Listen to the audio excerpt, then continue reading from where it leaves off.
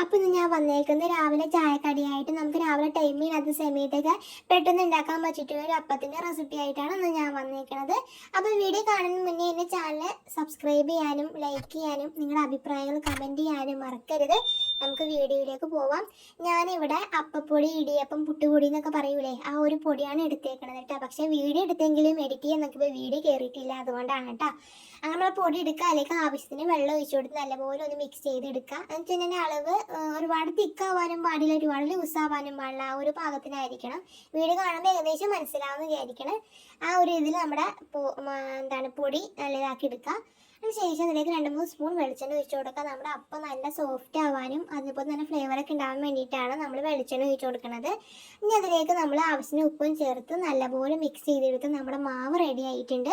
അടുപ്പിലേക്ക് ഒരു പാൻ വെക്കുക. പാൻ നല്ലപോലെ തീ ഒന്ന് കൂട്ടിയിട്ട് നല്ലപോലെ അപ്പച്ചട്ടി ചൂടാന് ശേഷം മാത്രം നമ്മുടെ മാവ് ഒഴിച്ചു കൊടുക്കുക. അതല്ലാണ്ട് നമ്മൾ ഒഴിച്ചു കൊടുത്താൽ ഒരിക്കലും നമ്മുടെ മാവ് ശരിയാവത്തില്ല, അതുകൊണ്ടാണ് കേട്ടോ. അപ്പം നല്ലപോലെ ചൂടാന് ശേഷമാണ് ഞാൻ മാവ് ഒഴിച്ചു കൊടുത്തിട്ട് അടിച്ചു വെച്ചിട്ടാണ് തീ ഒന്ന് കുറച്ചിട്ടിട്ടുണ്ട്. നമുക്ക് വെന്ത് കഴിയുമ്പോൾ നമുക്ക് മനസ്സിലാവും സൈഡിൽ കൂടെ ഇങ്ങനെ പൊങ്ങി വരും. അപ്പം നമുക്ക് മനസ്സിലാവും അപ്പം മറിച്ചിടാറായിട്ടുണ്ടെന്ന്. അങ്ങനെ നമ്മൾ മറിച്ചിട്ട് കൊടുക്കുക. അങ്ങനെ 2 സൈഡും മറിച്ചിട്ട് കൊടുത്തു കഴിഞ്ഞാൽ നമ്മുടെ അപ്പം റെഡി ആയിട്ടുണ്ട് കേട്ടോ. അടുത്ത ട്രിപ്പ് ഇടാൻ നേരത്തും ഇതുപോലെ തീ ഒന്ന് കൂട്ടിയിട്ടിട്ട് നല്ലപോലെ ചട്ടി ചൂടാന് ശേഷം മാത്രം നമ്മൾ മാവ് ഒഴിച്ചു കൊടുക്കുക. എന്നിട്ട് തീ കുറച്ചിട്ടിട്ട് തിരിച്ചു മറിച്ചൊക്കെ ഇട്ട് കൊടുക്കാം കേട്ടോ. ഇവർ സിമ്പിളായിട്ട് പെട്ടെന്ന് തന്നെ ഉണ്ടാക്കാൻ പറ്റുന്ന ഒരു അടിപൊളി അപ്പമാണ് ഉണ്ടാക്കിയിരിക്കുന്നത്. ഈ വീഡിയോ ഇഷ്ടപ്പെട്ടെന്ന് വിചാരിക്കണം. ഇതുപോലെ നല്ല നല്ല വീഡിയോ ആയിട്ട് നീ കാണാം.